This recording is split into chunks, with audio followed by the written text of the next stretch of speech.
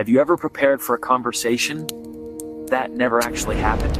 Maybe you're driving home, taking a shower, trying to fall asleep, and suddenly you're having a full conversation with someone who isn't even there. You imagine what they'll say. You imagine what you'll say.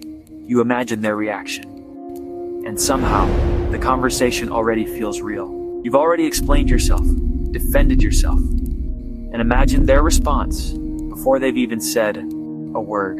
But here's the strange part.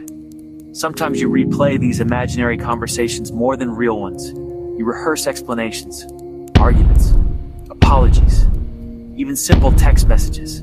Sometimes it's a message you're about to send. Sometimes it's a conversation at work tomorrow.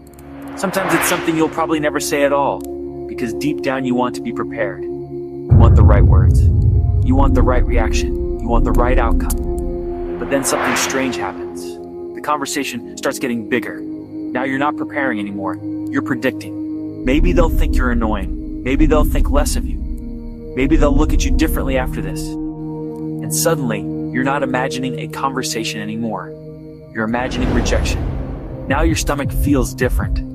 Your mood changes. You check your phone. You lose focus. All because of something that hasn't even happened yet. And here's the scary part. Sometimes the conversation never happens. The text never gets sent. The question never gets asked. The call never happens. But your brain still experiences the stress anyway, as if it already did. And this is where most people get trapped. Your brain thinks it's solving a future problem. But most of the time, it's feeding uncertainty. Because every new scenario creates another question, and every question creates another scenario. So the rehearsal never ends. And after a while, you don't just feel nervous anymore. You feel tired, distracted, mentally drained. Not because anything happened, because your brain thinks it already did. Your brain has already lived through 10 different versions of tomorrow, before tomorrow even arrives.